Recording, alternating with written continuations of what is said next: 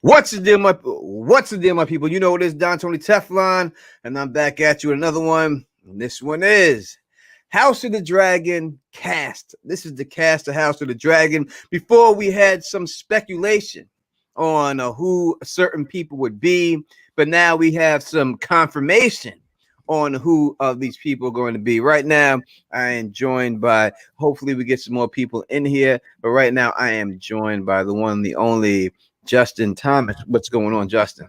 What's going on, Tony? Happy to be on. Yeah, and excited about this. I want to know what the internets are saying about these choices. Exactly. It's not just about what we feel about this right now. It's about what other people feel about this and what y'all feel about this too. If there are any people who are Game of Thrones aficionados and you want to join the Don Tony Teflon Justin Thomas, I'm going to take this link. I'm going to put it right here in this chat, and I'm going to allow people to get on here because it's not just about what the Don Tony Teflon and Justin Thomas feels. We want to know what you feel also. So we're going to put that link. It's out there for anybody who feels that they are an aficionado or just a liker of House of the Dragon, Game of Thrones. Then you can join us too and stuff like that. But let's get a closer look at who you're talking to right now before we get into this House of the Dragon situation. And you know, I do believe that there are some good casting here and some shitty casting here. But you know, it is, you know what I mean. It is dealing with, you know, it's all your matter of opinion and stuff like that, right? A lot of speculation at this point. I see the Dragon Demands in the chat, who you know, I know you definitely yourself fancy yourself as an aficionado, and I think that this gentleman, I don't know him personally, has a decent amount of knowledge on the I've mentioned this and given you props before about the production knowledge is in the chat. If I'd like to hear his opinion on this, because he is stating something like this could be a crown situation in which you have characters switch, and these would be younger versions of these characters. Sure. So there is still a lot of speculation. I'd love to have it. You don't got to do video if you don't want to do video or anything like that, right, Tone? No, you don't have to if you don't have to do it. We're on the video, so it's fine. But all right, so are you ready to talk? We're just like getting ready before we see if anyone else is going to join us before we get going. We have the link out to Costume Co. We have the link out to Alicia Kingston. We have the link out to you know, as I said, it's in the goddamn chat, so anyone can join if you feel like you have an opinion that you would like to share. I don't have a phone number like Phil the Issues guy. If I did have that, then I would, you know, I'll just put that. I'll get you set up. You got to get the Google Voice going. You got to get that going. It's mostly death threats that I get, but you know, you're gonna get them anyways. I like it though, Tone. I like it. I don't mind it. You know, people have been doing that to me my whole life, so it's all good. You know what I mean? Like, God damn, did you really sleep with my wife? Did she really take all that? She did, and she took it well. Sorry that you reside 6 feet under now, my friends. But yeah, it is what it is. To be honest I'm a big Matt Smith. We were talking about this right before we went on air because this is kind of news to me. Are we actually talking about the show right now? We're going to go through the people right now, one at a time. Well, I'll go with Matt right away because this is the one person I'm informed about, which is I think it's a good starting point because especially I am not a Doctor Who.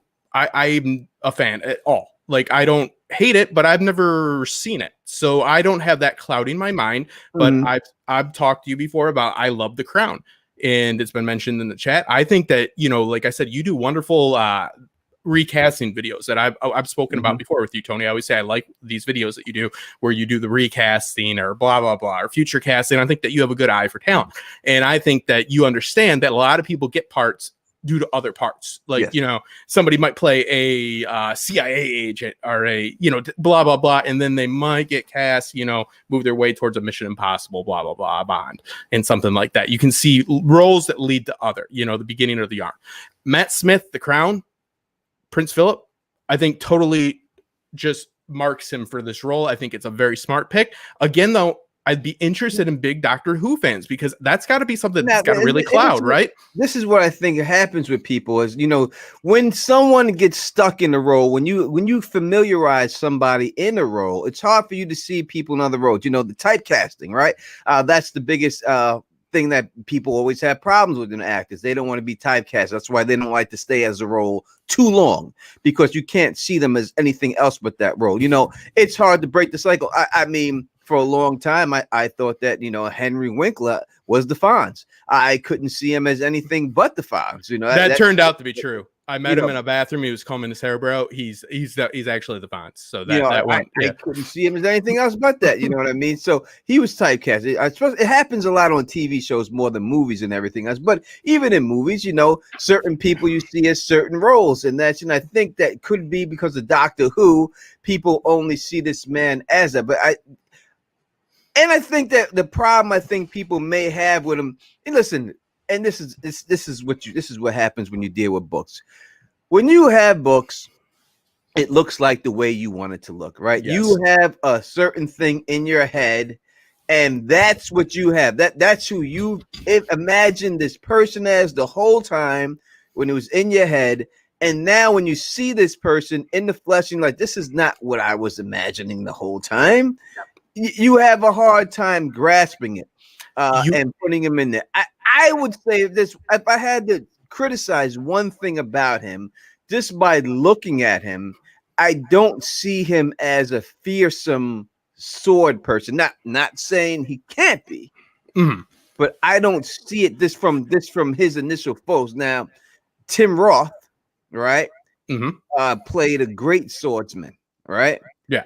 And if you ever he played that, who was that with Liam Neeson? You was a young Rob Roy. Yeah. Rob Roy.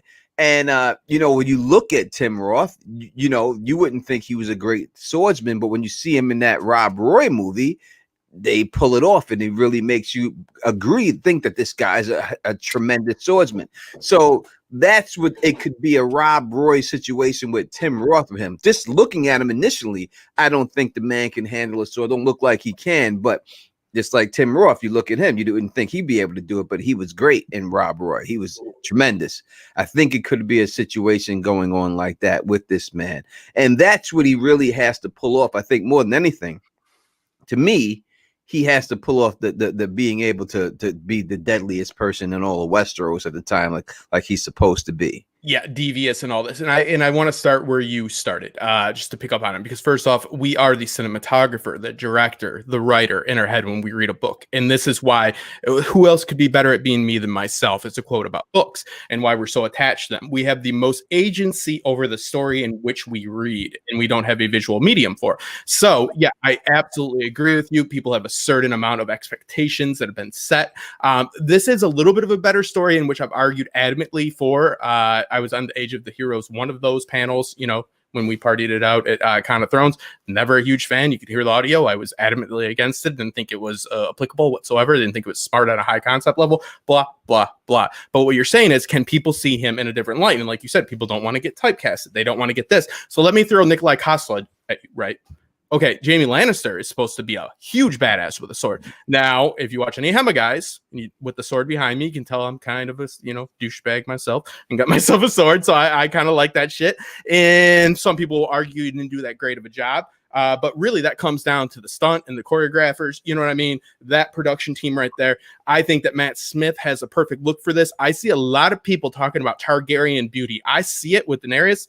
I didn't see it with the depiction of Rhaegar in the show. But people had a problem with that, right? People are saying that that's the reason why they didn't like this Rhaegar, because Rhaegar is supposed to be the best looking person in all Westeros. So I think people were looking for Brad Pitt, and they wound up with Matt Damon, right? And, or Owen Wilson. I'd say Owen Wilson. Really, that, I mean, there's nothing wrong with Owen Wilson, right? There's nothing wrong with Owen Wilson or anything else like that. Yeah, no. So I think it let women down mostly. And when you looked at him, just from the look of him and everything else like that, it didn't look like that Rhaegar could hold down the sword. As I said, Mark Addy. A lot of people liked Mark Addy as Robert Baratheon. I thought he played a good Robert Baratheon, but there's no way that anybody could tell me that little short, fat, stubby man was this brutal warrior. There's no way I could see that of him. You know what I mean? Love it. I love that. Even when you look at like older guys, like let's say Arnold Schwarzenegger, right? When he was in his prime, he looked like he could whip some ass. He's an old man, but he still looks like he can whip some ass. You know what I mean? You still get that. Mark Addy, there's none of that aesthetic from him that makes you think he could whip some ass at all. You know what I mean? I didn't like that casting just for that reason. I didn't believe. But it worked. But did you like the outcome? It looked like he can get killed by a pig. I could see that easy. I mean, he pulled that off very well. Spoiler alert, that was what was required, though. The warrior that has faded. A lot of time Game of Thrones or A Song of Ice and Fire proper, usually does start off right, Tony, after the pinnacle of people's success, like, the high point in their life, warrior or not. I think Matt Smith actually, fair, we're both ex-boxers. I think that we could agree he has a physical build. I think we can both agree because we both have met actors and celebrities and stuff like that. They tend to be kind of gaunt, kind of a little bit off looking because the camera, as you can, I'm trying to get I had a bug on it. Oh, full disclosure, I had to swipe a bug off it. I got to get it down right. But yeah, it's tough. You know what I mean? And I think that Matt Smith is a good pick. I think he's going to tap into the fan base of Doctor Who, and he's got people talking already. Because these other two ladies, all due respect, I don't know a lot about them. You know what I mean? I don't know a lot about him myself. I always say this, when you look at Sylvester Stallone, he played in Rocky 3. He looked humongous. He looked cut. He was ripped, but he was only like 150, 140 something pounds. Yeah. In Rocky 3. When you see him on the posters, you would never think he was that small. But in reality, he was only like 147, maybe 150 pounds the most in that movie in Rocky 3. Looks huge. But he's not a big guy whatsoever. If you see a 140-pound man, 150 pounds, that's not the big dude. You know what I mean? So I think this guy, I'm not going to judge what he can do because 100% you have to look at the job that these people have. They're actors, right? That means they have the ability that they can transform into this role. So can he transform into this role with some costume on, with him acting? You know what I mean? There's a lot of people that you see in other roles that you wouldn't think could actually pull certain roles off until you see them in the shot. A good point is the Godfather of Harlem came out, and Bumpy Johnson is played by Forrest Whitaker. And my sister was like, "Oh, he don't look like Bumpy Johnson. He can't do Bumpy Johnson. How he's going to be Bumpy Johnson?" But after she watched it, and I told her, I said, "Yo, Forrest Whitaker is a great actor. He can pull it off because he's a great actor." And then after she watched it, she was like, "Oh yeah, he's hard. He's hard. He does a great job." Because that's what it comes down to in the end. If you're that good of an actor, you could pull these roles off because it's not you. Like the Fonz, Henry Winkler is nothing like the Fonz. You meet him in real life, he's nothing like him. He's not cool. He doesn't get girls like that. He's a big nerd. But when you watch that motherfucker, why we gotta hate on the Fonz, man? I'm just saying, to be fair, I'm not hating on him. I'm just saying the truth. But the Fonz, what did Winkler do to you? He was able to kick everyone's ass. Yeah, he got all the girls. He hit the jukebox and it turned on. You believed it because he's a really good actor. He played that role. So it's about the transformation, right, Tony? That's what you're saying. We're talking about people that can have the foresight to say this is an actor or actress in which can depict this character, and I see this because an actor or actress are always looking to broaden their horizons, to escape this type of typecasting and so forth. If you don't think that you can have an angsty prince in your midst with Matt Smith, you haven't seen the first 2 seasons of The Crown with him as Prince Philip, where he was a naval commander who did not expect to have this thrusted upon him. And I know that he doesn't have any power thrusted upon him per se. He tries to take power, but a lot of angst, a lot of anger, a lot of aggression. And, you know, he cleans up good again, but I don't have this cloud of the Doctor Who, you know, fandom around me that could make me look at him differently. But yes, it's about this now. But if we went back to the original cast, I think Mark Addy was a wonderful, you know, example by you, because you never probably would have signed off on it to begin with. But, you know, people can see the transition. This is a warrior past their time, not a warrior in the prime of their time. Tom Hardy plays him in his prime. Mark Addy plays him when we see him. But what I'm saying about this is Daenerys Targaryen. You tell me who Emilia Clarke was before Game of Thrones, and I don't know. I mean, I'll give you I'll give you all the money I have, which isn't a lot, but it's all I got. And then she did a wonderful job. And I think that these two actresses still have more acting chops behind them, which are going to be needed because there are higher expectations behind this show. Let's not act like this is going to be the same process, right? Mm-hmm. Can I just state that this isn't this? I see people talking about high production value and all that. Yeah, it's going to be that. People are going to get bigger salaries off the bat. This is a known commodity. This is a known success. People are going to want money. I think that these two female leads, I don't know all that much about them, to be honest. And I think it's a smart pick. Definitely check them. But all right, so Matt Smith, we're dealing with him right now. But it makes you think, like, people, when you look at Daemon, I say Daemon. I'm sure I'm pronouncing it wrong. It's Daemon, right? Is the way you pronounce it. The Dragon Demand knows how to pronounce it right. I don't know. I'm from Queens, New York, and my accent makes me pronounce it the way I do. But I'm saying what he's known for is being very manipulative, very cunning, right? That's what he's going to have to pull off. So, and let me give you a look. Y'all looking at him in this in clean cut and everything else. So I'm gonna give you a look of a movie he played.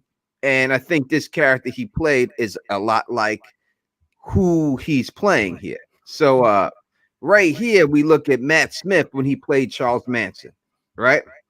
Oh, shit, he played Charles Manson? Yeah.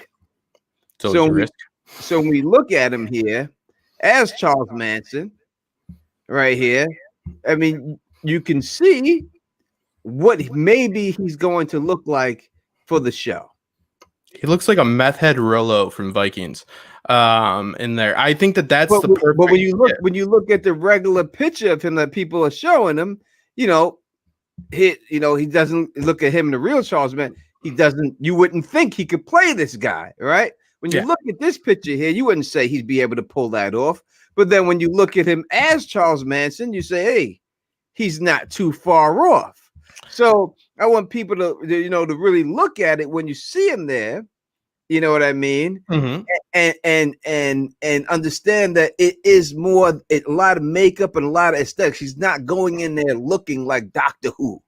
No, absolutely. And like, because what we had on the other picture is a basic, when you go in for casting, if you've ever done an audition, you are supposed to just wear plain white tees and jeans. A gentleman, I know that's what I've been asked when I was an actor in my early 20s. Like, they don't want to imagine you in anything other than what they want to turn you into. So that's a basic, headshot right there. He looks a little bit grumpy, but it is what it is. And now Tony has showed you the other side of the pendulum right there, right? Like, this is him trying to really escape that Doctor Who persona. Like we talked about, Tony talked about intelligently about trying to not be typecast. So now we have him really finding his sweet spot. He's played Prince Philip. Yeah, that's not Daemon. It's not. We're not going to act like it is. But I'll tell you what, he can emote very well. He can grimace very well. He can show you those eyes work in emoting with just ask Travis Fimmel. Look at some of his acting, Ragnar, stuff like that. Actors that can emote and they can do things without saying things are actors to watch out for and actresses to watch out for. Matt Smith is one of those actors, in my opinion. Yeah, I think I'll sign off him every day of the week, Tony. Yeah, I think that this is going to be now. This watch him. I would play the clip of him in the video, but I don't want this video to get taken down. But just go watch him as Charles Manson. And I think that that's what you're going to get. A lot of that is what it won't be a straight Charles Manson. It'll be like a royal Charles Manson, right? He'll be like a little bit of the crown and a lot like Charles Manson in between. Like, you know what I mean? Don't you, Tony? When you think it's fair, you met some interesting fellas in your time. So if you met Charles Manson, he might think that he's a royal, that he would act as if he's a royalty. He thought he was a fucking demigod, dude. Demigod. Like, that's a mad motherfucker right there. So like, that is like the far extreme of them trying to totally step out of their comfort zone. And then Prince Philip is where I think he really felt. I mean, Claire Foy and Matt Smith all day long for my picks for the crown. I thought season 1 and 2 are brilliantly done. That is an angsty motherfucker. That's a motherfucker that was authoritative. That was a motherfucker that was dealing with some dealings and making me convinced. And his eyes can tell me exactly what he is thinking.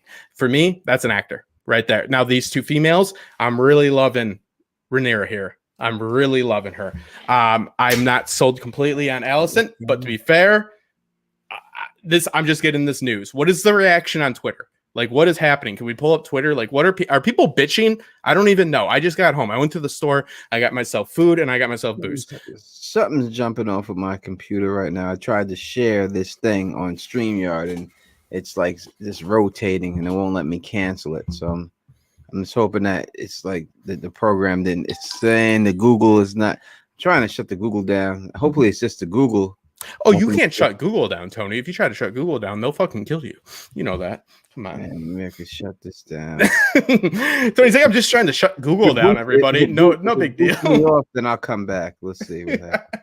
Alexa's gonna fly by with a drone and fucking shoot you. I'll close that program. If it does, I'll be right back. You have to hold it down. I got you. Well, I guess I'll look at the chat. I want to know what you guys think because this is fairly new to me, and I'm going to analyze it. I think that unknown actresses and actors are a very smart pick. I think that you do have to go a little bit higher. I think that the Dragon Demands brought up in the chat that Emily Blunt was a contender. I don't know. I'd really like to get you on here, brother, to pick your brain because you seem to have some inside information or just a Mad Hatter theory of yours. If this is going to be somewhat of a anthology series or something like that. So I'd like to get that in. Now we got two Tonys. Now I think we're in Westworld and there's a goddamn Gemini, some kind of a clone here. You're freaking me out. But yeah. All right.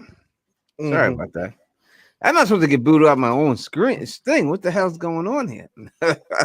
Let me see. I'm trying to. So it's still only us. I guess no one wants to rock with us.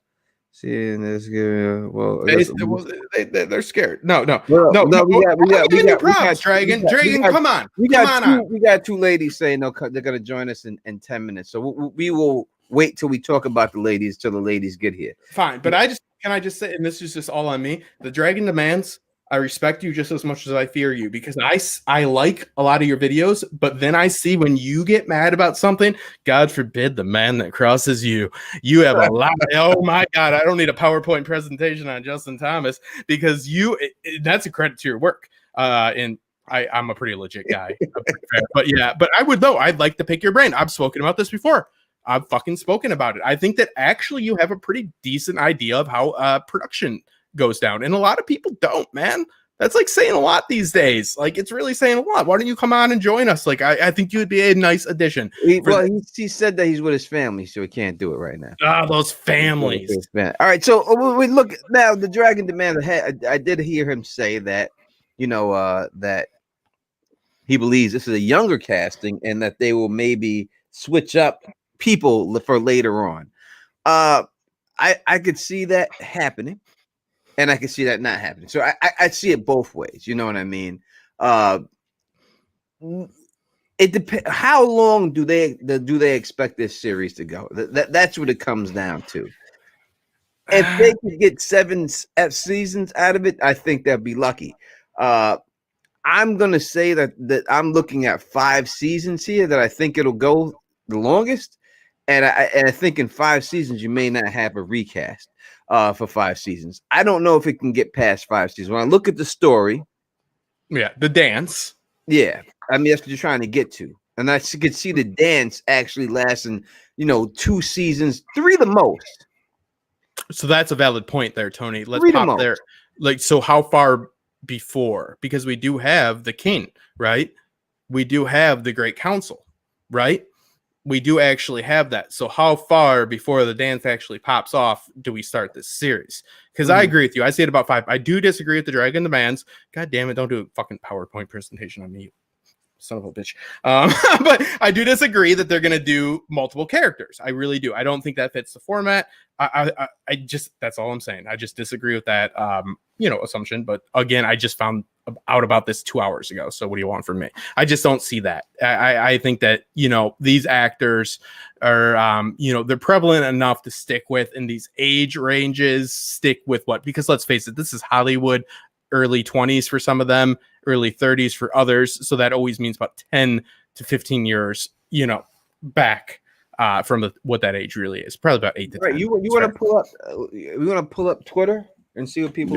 Yeah. Are people pissed? Like, are people actually pissed? I don't see why people would be pissed. I can try to do it. I don't want to just shut down. Like, why would people be pissed about this? Like, I don't get, like, I guess Matt Smith, but again, I didn't see, like, how much would Doctor Who make me not like this? I don't understand why that would, but I guess, I don't understand because I haven't seen it. We got to go to a mover and shaker like Gray Area, because she's the one who, people will comment on her thing. So, she tweeted out. Yeah, no, she does. She's got a tweet out right now. I think it says, I think a lot of people are actually, I think there's a big war going on about Matt Smith from what I've seen. Let me screen share Twitter and see what, which is good in all fairness. And this is a time in which Warner Brothers and HBO Max are actually doing a deal that's going to fucking like twist things into pieces. So this is a smart time to news release on a production level. All right. Can we see this right now? You see that? Yeah. All right. So this is Gray Area. She says IKYFL. What does that mean? I don't know. I'm from a different era. I don't know nothing about that shit. The latest updates. Let's see. She's got 14. There's 14 comments here. Did it switch to the comments? Is it still there, or do I have to switch to this? No, you got it. You got it. All right. I don't want to reply to you. How do I see the comments itself? Why can't I just see it? Why do I have to reply? That's why you should be. All right, here we go. So we got Vanessa saying, "I feel bad." Wig Rhaegar 2.0 coming on. Oh, so that's shade. That's all right. Shade. Gray Area says, I don't know what that says. Joby 1 says, guys, casting was like the best part of Thrones, and I think we can have plenty of faith in the costume and hair, the makeup. I don't see any reason to be pessimistic or negative anything so far. It's the writers who have something to prove. And I agree with Joby. Hello, Joby. I like you. But I'm gonna go with I agree with Joby saying here at this particular time that Joby, it is the writers who have something to prove. They definitely have something to prove. Can I call him Jobby 1? Do you think it's Jobby 1? Is it Joby or Jobby? I think it's Jobby 1. So Jobby 1 says, guys, casting was like one of the best parts about Thrones. Want to know what? Jobby's not fucking wrong about this. Jobby's rarely wrong about this. I'm only going off this one. And I think we have plenty of faith in the costume and hair. That's also a nice assumption, a nice little insight that he understands that they're not going to look like the fucking goddamn fucking, headshot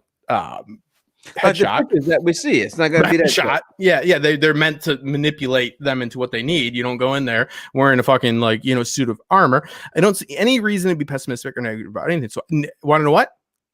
Jobby 1. I don't. I think you're my number 1 on this, right? So far, I don't see any reason to be pessimistic whatsoever. I think that, want to know what? First off, this is good for these two female actresses' careers, at least as far as I go. Not that that's going to do much, but I want to find out what they've done. I've watched their Vanity Fair interviews. I've watched a few of their set interviews, and I've tried to get to know as much as I can about them. And I think that that's important in a series like this, because we do not want to get set like you talked about before, Tony. And I really do think you have an eye for talent.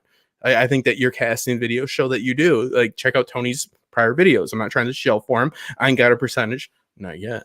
Get one, Tony, you son of a bitch. But they're good. They're good. Tony really does. I really enjoy them. Like, I think he has a good eye for casting and stuff like that. So it's like, let's look and see what these ladies can do, because I'm not going to claim I know much about them. And I think that's kind of a good thing, because it's like, let me know more about you, and then let me know what does that do?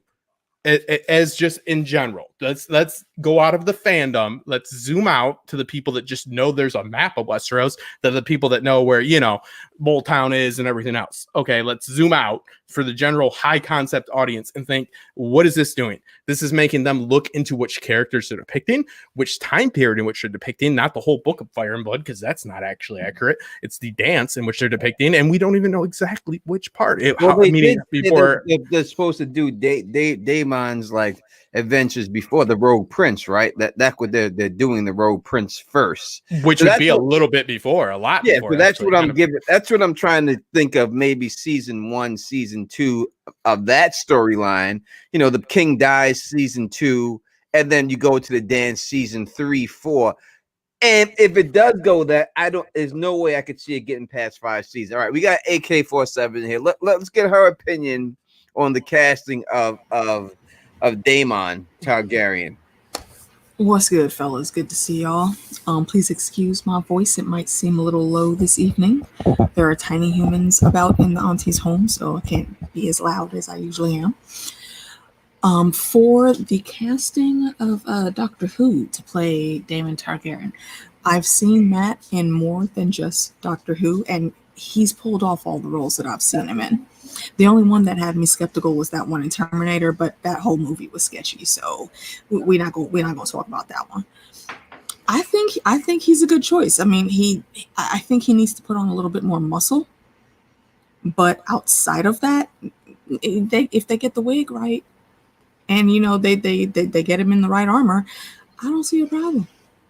And they better have Dark Sister looking right too.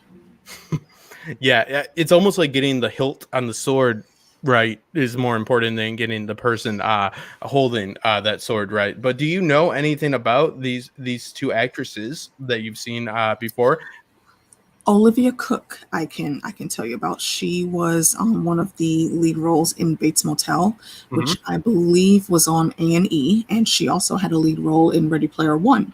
I liked her in both of those roles, especially the one in Bates Motel, because if you watched it, there was a lot of shite going on Bates Motel, and she pulled off a lot of crazy, weird things. Like you were saying earlier, she's one of those actors that can emote very well. You can look in her eyes as that character and tell what she's feeling or what she might be about to say. And I dig her. I from at first glance, because I don't know that much about Darcy, I honestly would switch their casting. Really? Just based on looks alone, because when I'm thinking about how Alicent is described, she's pretty, yes, but she's got like this. Let's go one at a time. Are we talking about Alicent right now? Yeah, well, let's go with Alicent, and that's Darcy. I'm sorry, I don't remember her last name. It is it's Emma D'Arcy. That is her last name. Emma D'Arcy. Okay. Hey, but I have 2 screens, so don't feel bad about it. I'd like to act like I knew it all, but no, I didn't. That's what we're talking about, right? Is she in Raised by Wolves? I missed her because that looks like a mullet maze. The mullet is. I think the mullet throws people off here. Now, when the mullet don't work. No, not at all. There's more pictures of her than that online. But this is the one that is going around, so I think that's what's throwing people off. Is this picture right here with the mullet? I don't think it's an actual. The bangs don't work for me in this picture. I don't know what she's going for here and everything else like that. But let me take this super chat. James Elliott, thank you so much. They say they do not do weapons justice in GOT. Let's hope that they do some weapons, some justice this time in GOT. Can I speak about that for a second? James, I just really appreciate that, because James is right. It's not like a regular television. Sorry to get you off, Tony. These weapons, I feel like some of the times we know Ice and we know, these Dark Sister, we know these weapons sometimes better than characters, right? True. That George does a very good job, just like we talked about before, of when we read a book, we have the most agency over the story, and with the director, cinematographer, we depict everything, right? And so when somebody else takes it, we're like, well, that's not my production, motherfucker. I hope they do too, and I hope they take that. I think they did a good job, they obviously fucked up Dawn, right? Like Dawn was just. It's terrible. Oh yeah, that was a horrible afterthought, and that was just such a travesty to me. Yeah, like that was the biggest muck up. That was them just showing. That's where you start to get the D&D just didn't regard the fan base. I don't care. I like their version of Ice. No, think Ice was good. Their version of Ice was good. I like their version of Ice better than the version in the books. If I had a choice to buy one or the other, I'd buy the version of Ice that they made. Well, you produced one in your head, so you lowered the value on that. So, that's my argument. No, I'm joking. But I get what you're saying. That's a testament, Tony, all jokes aside, to them doing a good job, obviously, when you do have, the different swords in which, you actually feel good about. But when we saw Dawn, we're like, double wielding, not all that great. And so forth. All right. So is it, we'll get back to what we're talking about, but real quick. When dealing with Dawn, I think that you're looking for a milky white sword. The fact that they didn't have the blade wasn't milky white made people not like it. I think if it was a milky white blade, I think people would have looked at Dawn a little bit differently. I think it's truly the fact that it wasn't milky white, the blade. And I think they held that against it. I think that if they would have came out with the same exact sword with just a milky white blade, that people would have been happy with it. I would say it wasn't even just the blade. It's that they gave it no clout at all. And it wasn't two-handed. It was Ned laying it against the footboard of the bed. And that was it. And that's how they said that we were supposed to know that was Dawn. They said foreshadowing. Yeah, that was absurd. And also Dawn is explicitly stated, not just through fan art, but within the novels as being a two-handed broadsword, not a bastard sword. Let me remind you, explicitly stated. So it is important to respect the fandom in that sense. You can only do what you can do. Real quick. If you did not read the books, you had no idea what anything was going on with this. So they didn't bring the sword up. They didn't make a big deal about the sword. Mm-hmm. Exactly. So anyone who didn't read the books, they had no idea what was going. It was just another sword. That's what it was.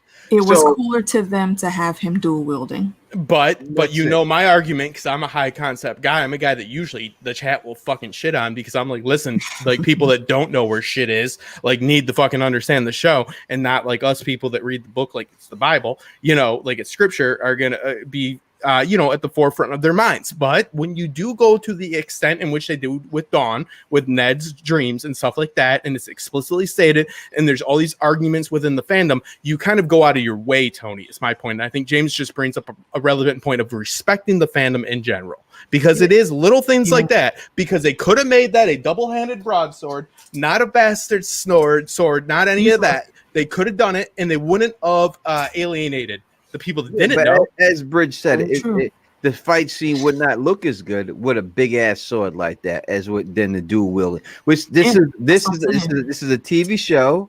It's a visual medium. I understand that. You have to look at more of that situation and what they're trying to do with the visual. So, but that's we could talk about that forever. Let's keep going on what we're talking about. And that's this chick casted as Alicent Hightower, right? That's the name, yeah. All right. I think she's too young. If I have to nitpick one thing, she's not cast as Alicent. Who is she cast as? She's cast as Rhaenyra. I'm sorry. Wait, Targaryen? That's why I said I'm on the wait a second. And we had this before. Justin. No. Let me screen share my article because it's saying the other way around. And to Bridge out there, dual wielding is not realistic. Okay, guess what people picked? A shield. All right, let's get this correct. This chick, the article I read was wrong. All right, because to me, this chick is playing Alicent. That's what I believe she's playing. Yeah, that's what I've got too. This is Alicent, right? Hold on. Let me see if I can find it again. Let me make sure, because there's no way this is the Targaryen. I'm sorry. This is Alicent, right? That's what I'm looking at here. And Ned gave Dawn back to the to the Danes, obviously, and that's why Dark Star gets it. Wait. Entertainment Weekly says that Olivia Cooke was cast as Alicent Hightower, and Emma D'Arcy is cast as Princess Rhaenyra Targaryen. All right, this is Rhaenyra Targaryen right here. Yeah, that's what they say. It's all right. So that's she would make a great Alicent. That's why I said I think they should switch roles. Okay, yeah, I'm with you. This is what I said in the beginning, and then and then you want to blame me for being right, Tony? Blame me for being right. Yeah, you goddamn know that don't make no sense. And it doesn't make any sense. I don't believe. I don't understand it. I don't. Unless that. But in fairness, Tony did say this is not reporting correctly. That's where we at right now. Well, we all know the legitimacy of fandom news, so let's not shit on it. But yeah. Anyway, besides, all right. So this I can understand why since this is the case. I understand why people are upset with this 100%.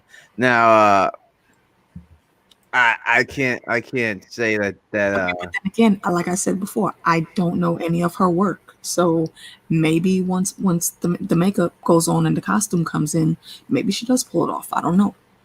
Yeah, I mean, this is a mullet, and can we get a consensus right now on this panel that a mullet is not the best look, Tony? Mm-hmm. Okay. I would assume this picture was taken while she was in character. Alicia, do not dodge it. Do not dodge this question. Is a mullet the best look? No, not at all. Okay. I just needed that. Oh my God, I'm on her IMDb. She looks much better. Yeah, mullet. Oh my God. What were you douchebags in the 80s thinking? Wait a second. There are different pictures of her out there more than the mullet, though. Why are they showing this one? What is wrong with them? She looks like Danny a little bit. All right, let's talk about Rhaenyra Targaryen because that's who we're talking about.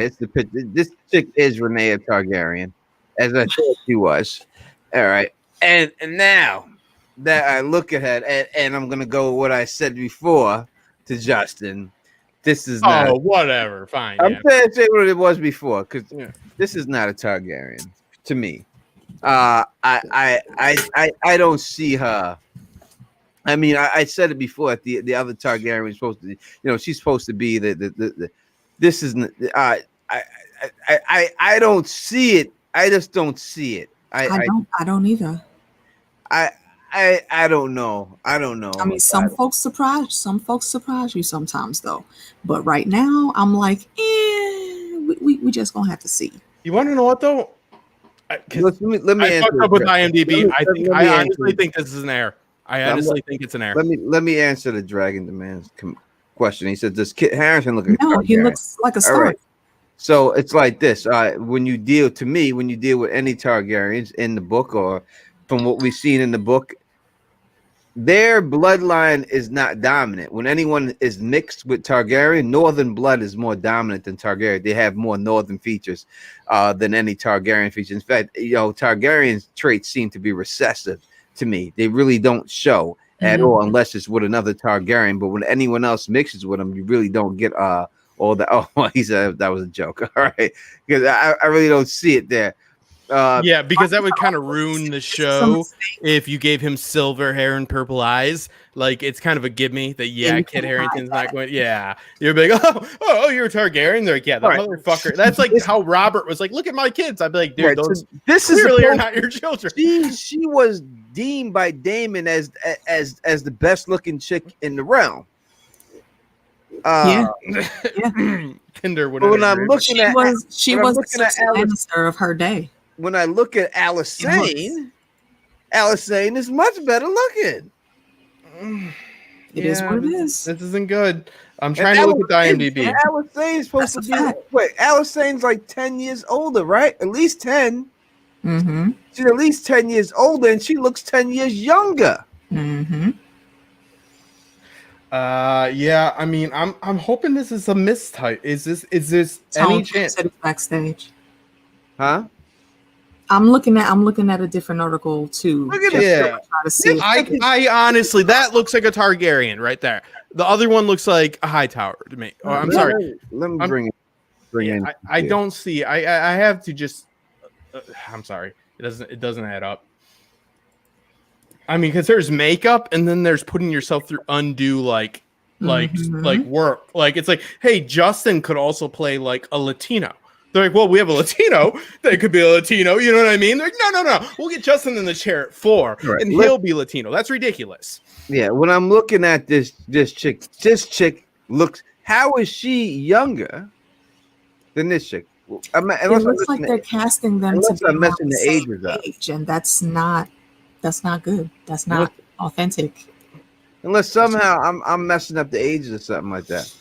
So, Tone, can you hear me? Yeah, I can. I'll drop off real quick, but I got 1 point on each of these girls. No, stay on. Don't get. I don't want to. Right. So the one thing about talking about her looks, like, not to say she's not beautiful, but she's not like the standard, the typical beautiful Targaryen you would think of, right? However, I don't want to get too into spoilers in the story, but if we're talking about the main storyline of the Dance of the Dragons, Rhaenyra's beauty has been said to fade because she's had a couple children, so she's not supposed to be a standout beauty during the main timeline of it. Okay, but that's because she gained weight, right? Though. Yeah, exactly. That's from childbirth. Neither one of these chicks are in or have anything to do with childbirth. I don't think. Listen, also, high concept wise, I doubt they'll inject that in. Yeah, I could see. Let me say, thank you for the super chat, Fernandez $20. Hey, Heidi's in the chat. What's good? What I told man for that. I could see her saying, "Get out, get out," when she's talking about her kid in her belly. Like, I could see this chick saying that. I could see her saying that, like her getting mad. And when I'm looking at her, I think she could pull all those parts off. The meanness and it's my throne and I deserve it. But I could see her pulling all of that stuff off. I see her in her face. I could see her doing all that. If it was the other girl doing those parts, it would not look good to me, her doing those parts. If it was her doing all that, the miscarriage and everything else, I don't see her being able to pull that off. I think it just doesn't look like something that she would say. But this chick definitely looks like that's something that would come out of her mouth and everything else. So I definitely give her that without a shadow. Just as an FYI, I just checked on TV Guide's article also, and they're reporting the same thing. Olivia Cooke is going to be Alicent Hightower, and this young lady is going to be Rhaenyra. We got. I've got one point about to jump in here too with us, so hopefully she gets in here too. She's in the chat right now, so hopefully she comes up in here. We got a superstar in the building. Let me pull up the superstar real quick. We got a superstar in the building here, rocking with us right now. He goes by the name is Bridge 4. I was looking in the chat. I'm like, who's there? I was looking for Gray. No, it's you, Bridge. Jesus, you're a superstar here, dude. I got one point about the. He's always be asking about. I got one point about the Alicent girl, right? Yeah. She's from Ready Player One. I'm totally into that girl. I love her, right?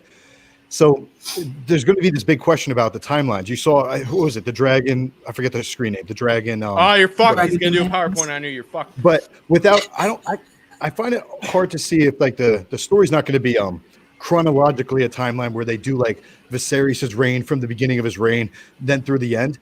But they definitely seem to be having flashbacks here. So with that girl, she's playing Alicent. She's clearly going to be a young Alicent. And again, without saying spoilers, I think you guys know what I'm about to say. There's a very key scene when Alicent was younger with Jaehaerys Targaryen. If I said the actual scene to you, you're gonna go, oh, now I remember. Fire and Blood's been out for 2.5 years. Man, what are you talking about? There's no spoilers. Events are not story. You can say, of course you can. It's a book. All right. So when Jaehaerys died, Alicent was reading to him. So she's probably going to be reading like one of Septon Bart's books to him. That girl, unfortunately, probably isn't going to have that many scenes. That's my guess. So you're agreeing with the assumption from the Dragon Demands, which he says that they are going to play multiple roles, and there will be, multiple actors and actresses will play multiple roles throughout the time. Yes and no. I was like, initially I was wondering that, but if you look at someone like Daemon Targaryen, he's 40. We're spoilers. Well, I won't say too many details, but he's 49 years old. Out for a while, dude. It's at the end of the 2.5-year-old book, dude. We got it. At the end of the day, whatever you want. Yes, just put it out there, man. So at the end of the dance, he's 49 years old. During the times where he's like in the stepstones being a total badass, he's probably in his like 30s. This dude, they're not going to like halfway through the show recast arguably like one of the main characters. You know what I mean? So he's probably going to play Daemon Targaryen from start to finish. Mm-hmm. You know, whereas someone like Alicent, I think that girl's just going to have very few scenes, unfortunately, because she's a bombshell. Well, the bottom line is the bottom line is that, you know, they can make up these. I think that they have makeup that may be able to pull this off more than recasting. And if it has the budget that they claim to have, then there's de-aging technology and there's aging up to that technology. We've seen that used in shows, movies before. I'll say Robert De Niro and Joe Pesci, they did it on a Netflix show with less of a budget. I mean, if it's supposed to be, it could be a situation like that. I think they could use them and they could age them up for a later season or something like that. Can I? Because again, listen, man, I've been a part of the casting process. Dragon the Mans is saying, that's why I wish he would come on, that there are these sheets that say YA and YR, and that is common practice for younger. Younger. I don't like that. Oh, yeah. Even casting up, and she's got more skill than that to just be in flashback. Yeah, younger Alicent, younger Rhaenyra, and that is how they would abbreviate that. So that is again what. Come on down. The Price is Right. It's not my channel, but no, that's a valid point. And a lot of people ignore that stuff. And also, Matt Smith is somebody that has showed himself privy to being, down with doing a series in which there's going to be a time jump in which he'll only do two seasons on and so forth. So there's, supplementive information here that I think we should take a look at. Especially with what Kev brought in, and I love you, Kev. You know that. Yeah, but the dual wielding, I think it's bullshit. I'll come at you all day on that, bro. I love you. Come at you all day. Yeah, I love you. Yeah. No, if it says why, then there's definitely you have to definitely give it a chance that they're going to recast. But the problem I would have a problem with that. Go ahead, AK. If they are playing the younger characters, they still don't fit the bill. I agree. How so? Because in her younger years, Rhaenyra was that bitch. Just say as far as looks go, she was the Cersei of her age. I don't look at that young lady and see Cersei. Isn't it a Cersei and Marjorie mix? That's the common analogy I hear, right? She's supposed to be the best looking chick in the realm. A whole continent. When I look at her in this picture here. Tony, I'm sending you a picture though that isn't with the mullet, and it does. Well, I mean, let me just say this. I don't want to be all brash, but like a girl with a mullet is a better looking girl. Sorry, I mean, a mullet just isn't really where it's at. Like for anybody, it's not even a gender thing. It's just like, the business up in the front and the nonsense up in the back ain't where we're going. What Dragon demands? You are right. She did look kind of butchy, but she's also Lena Headey. She still looked good. Yeah, Lena Headey looked dressed. She looked butchy, but listen, Lena Headey. She didn't look like. She looked like she could be the hottest chick. You know what I mean? When you seen her in there, you really could believe that this chick, listen, was the hottest sister, right? She looks like she's a freak. Him. She's a freak. I know she's not personally, but I know she's a freak. I can see it in that chick gets down for us. Like I know a chick. I know when chicks get down. I can tell. You know what I mean? And I'm telling you, I looked at Lena Headey. I could tell that chick is whatever you want. You know what I mean? Yeah, but I can tell that it's raised by wolves, mullet with almost a stone washed shirt of some sort with beaded. It's terrible. Please let me share the screen, which I'm looking at. But wait 1 second. Costume Co says she's here. Justin, I'm ready if you want to send me the link. Did you send her the link already? I told you about the internet difficulties, Tony.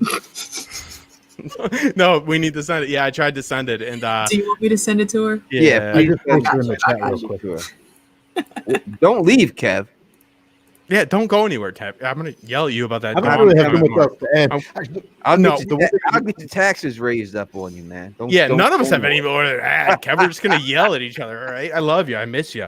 No. All right, Kev, did you not do the first live stream on my channel? Let me see if I can find a better picture of her. So maybe if you allow me to screen share, I'll show you a very lusty picture of this if it's made in. I do like. I'm not blocking you from screen sharing. Oh, you're blocking me so hard, bro. Come on. Let me stop my screen share. All right, go ahead. All right, here we go. Bam. All right, let's put. This is not the same chick. That's that chick, bro. No, it's not. That's not it is. That's Ready Player One. That's the chick who. That's not her, bruh. That's the Queen Alicent girl. This is the queen. That's Olivia Yeah. Cooke, sweetheart. Yeah. Oh, Yeah, you're wrong, bruh. What you doing, Justin? oh, Are you okay over there? shh. I was wrong. He just wanted to Get show out that. of here. Well, I looked at the other one and I didn't like it, so I kept looking at this one. Just What do you add want from me? Heidi, bro. Get Heidi on here, man. Okay, can anybody blame me? That's a very, very pretty girl right there, in which Justin. I like. Shh, it's okay. I liked her. Heidi, can you please check your Twitter? I just sent you the link. Let me see if I can find a better picture of this girl because maybe that's the problem. That people just aren't able to see her. I don't think I'll ever be able to see it from what I've seen. I just don't think I could see her as the hottest chick in the realm. It just don't work for me. And let's remember, I also fought Tony on this beforehand, right? I said you were wrong, and then I went against my own. Boo this man is correct. Boo this man. Yeah, Yeah. that is so right. Like, thank you. Yes, definitely do against my own. All right, we Heidi. are now joined by the costume expert. Yeah, AI that there. is so right. Like, thank you. Yes, definitely do against my own. All right, we are joined by the costume expert extraordinaire. Costume expert extraordinaire. Who is that? Like, Who's thank you. doubling up? Definitely do against my own. All right, Somebody, we're joined by I the can hear me. I can hear me more. extraordinaire. Costume expert extraordinaire. Who is that? Like, Who's thank you. doubling up? definitely do. Oh, that's me. Sorry. All right, Somebody, we're joined by I the can hear me. I can. All right, let her close her down. Sorry, guys. Sorry. That was me. All right, we are now joined by the costume expert extraordinaire, Heidi from Costume Co. If you're not familiar with her channel, she breaks down all the costumes from all TV shows and movies, and she has been in that business for a lot of time, for a long time in the year, so she knows what she's talking about. Not like she's just guessing about these things. Who are showing their on screen, as some YouTubers are known to do, as we've seen. Disgraceful. Heidi, I fucked up. Hi, pretty bad before I Tony. came in. Hi, Heidi. Justin. How are Hi, you? Bridge. Sorry, Bridge. I don't know your first name. It's Kevin. Alicia. Hi, Kevin. Hey, how are you? This, yeah, blacklisted. It sounds weird calling you Bridge. Tony, thanks so much for having me on. You know, this is the first time in 2 weeks I've put on makeup. I Well, did that just for I you. don't think you need makeup at Oh, all. you're sweet. Yeah. So anyway, I kind of caught a little bit about what you guys were talking about. So what did I miss? All right, so we're talking here about we're up to Rhaenyra Targaryen, and we have this picture of her. Do you feel that this is a good casting? Well, so I've been watching this show called Truth Seekers. Has anybody seen it? I have not seen it. Yeah, no. So she stars in it, and so as soon as I saw the picture with the bangs, I knew right away who she was. So I talked to my husband about it, and I think what we were sort of saying is she sort of has that girl next door kind of look, and I could see probably if they had the proper wig on her and makeup. Also, she's not a small girl; she's a little bit of a bigger girl, not like overweight or anything, but just kind of bigger. You know what I mean? And so I kind of was happy about that. But I think that hairstyle, as Justin was talking about, it's like, was it not Dances with Wolves? Raised by Raised by Wolves. But did you see the picture of the other girl that I showed for her? Yeah, that was the best one. Yeah. Yeah. I shared a picture out on Twitter. I found one with her without the bangs, where she just has like long hair, and I thought it was a lot more flattering. But it was funny because when I was watching Truth Seekers, and I don't want to do any spoilers, but she wears basically like denim overalls the whole time. I said to my husband, what is going on with this girl's outfit? And she has bangs. And I was like, is she like out of the 80s or something? But then there is something in the story that sort of like makes sense. But she walks around wearing these like 80s sort of denim acid washed overalls with like a, I did call that. Oh shit. Yeah. I'm not Google images, and that's all I'm seeing too. What the hell is wrong All right, with this? I just found that picture. No, What happened? I'm looking at it. I'm looking at her, and from all the pictures I've seen, just looked on Google. I googled her up, and there's nothing here that I'm seeing that makes me think that she's the hottest chick in the round. No, not at all. The opposite. Yeah, I'm not really sure. So the casting of the girl who plays Alicent, I mean, she's obviously much more attractive in my humble opinion.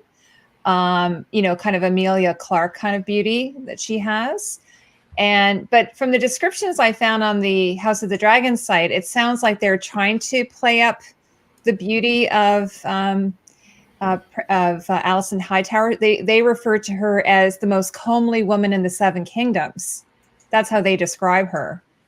So, did you guys look at that? The House of the Dragon description of the characters? Yeah, let me see. Yeah. I think I could pull that up for you. I think that this is in Throne Life. I think we have the whole. Yeah, so she's the daughter of Otto Hightower, the Hand of the King, and the most comely woman in the Seven Kingdoms. And she was raised in the Red Keep, close to the king and his innermost circle. She possesses both a courtly grace and a keen political acumen. And what I had, when I did my video, I kind of came up with a description of her as being, let's see, my description. There's not a lot actually about her description, but that it says she was precocious at 15 and clever and lovely at the age of 18. After having given birth 4 times, she remained as slender and graceful as before the first pregnancy at the great tourney in the King's Landing. Well, everyone knows about the dresses. So that was sort of that significant mention. So what are all your thoughts? Yeah, I want to add on to that. It says the daughter of Otto Hightower, the Hand of the King, and she is the most comely. Comely. Yeah, it means beautiful. This is the most beautiful woman in the Seven Kingdoms. Mm-hmm. She was raised in regular. I never looked at her. I thought they were talking about, because they said she remained as how she looked when she had her first kid. So I never said she was by accident. She's definitely pretty, but the way they've cast these actresses, Rhaenyra was still a hot chick. Can I say it's almost impossible for a male to speak about her without losing subs at this point with the childbirth? Like, honestly, like I can't say shit. I'm gonna lose subs. So, like, it's bad. It's like, oh well, she had kids and then she didn't look so good. That's not a good thing. You can give an opinion. That's what's stated in the books. That's what they stated. Well, and it's George's description. It's not like Fair enough. So the one thing I'll add, though, again, I still stand by the fact that I believe that the Alicent Hightower, that's the one person who's going to have another person recast as current Alicent Hightower, unless they use makeup to age her up a bit. Now, with that said, what you were touching on, Heidi, is a key plot point, because, the Dance of the Dragons, some people look at it as Aegon versus his sister Rhaenyra, or rather, I'd say Rhaenyra versus Aegon, because I'm part of the Blacks, Team Rhaenyra. With that said, one of the key things, though, like Tone was saying earlier, how she put on some weight after childbirth. It is set, and you actually said a specific point from that website. That's directly out of the text, is that Alicent Hightower, even though she's had kids, she still maintained her beauty. So the Dance of Dragons isn't actually between Aegon and Rhaenyra. Eventually it is. It's really between Alicent and Rhaenyra. And one of the things that sort of pisses off Rhaenyra is the fact that Alicent's a little older than her, and she's more beautiful, at least at that time. See? Look at the way they set this fucking thing up and make it look like Brienne and Grey Worm are gonna go at it. That's a really solid catalyst, though, that Bridget brought up. Like, honestly, like that's a really good point right there. That's going to cause some conflict right there, and that makes her bitter, right? Exactly. Yeah. I mean, solid point. True enough, but I still think you need to cast appropriately to descriptions. Sometimes you can tweak things and put a spin on a character, but I don't think in this case it works. But can we say that George R.R. Martin is supposed to be involved with this deeply? If he's doing the casting or has anything to do with it, and he picks this person, do we have the right to say we don't like this person? I would think we do, because everyone has a right to their opinion, but also I'm gonna call bullshit on George, because why did you describe her this way if this is what we should have been picturing all along? Well, which maester is the perspective on that? These are unreliable narrators. Fire and Blood is not. A Song of Ice and Fire, and Fire. How the court described Rhaenyra. Well, which is the whole court? I'm not talking about a maester. But that's how we're given this story, is what I'm saying. Yeah, it's from his Fire. Yeah, Son of Ice and Fire proper and Fire and Blood. This is my main argument with people. Fire and Blood is a far better property to adapt because of this very reason. Alicia, you know I love you. Like I'm not bringing that up to like be like, oh fuck you, Alicia. No, I'm bringing that up for a reason because it's like, listen, we are getting a unreliable narrators, no matter how you want to fucking put it, with Fire and Blood, and it's a perfect because events aren't story. Somebody went to me, they're like, oh, everybody's gonna know story beats point for point with Fire and Blood. I'm like, oh, they didn't know story beats with Titanic. First off, that's not what a story beat is. Number one, just read Save the Cat and all that, blah blah blah. Number two, events aren't story. Jack, right? Yeah, you had your Titanic, you had your sinking. We all knew that was gonna happen, and we still love that story, right? Because we knew who it happened to. Events aren't story. So yeah, but no, we can get away with a lot more with us with Fire and Blood than we can with Song of Ice and Fire proper as a visual medium. Yeah, my more I didn't have as much of a problem with the women's casting as I did with the men. Like Matt Smith, to me, even the Dragon Demands who's here had covered this, that there was, had been a rumor about it that I guess turned out to be true. He got that scoop. And I was just like, I mean, he has one of those sort of brows. And again, this could be like, I don't know if I'm going to be shaming this actor. I did this with Rhaegar, that I was really, really unhappy about the casting of him. And I had a lot of flack on my channel about that. But I just find like he's got one of those types of brows. It's so heavy. And I just don't feel like his jawline is right. It just doesn't work for me at all. He doesn't have any eyebrows in this picture, I think. No, well, I don't know.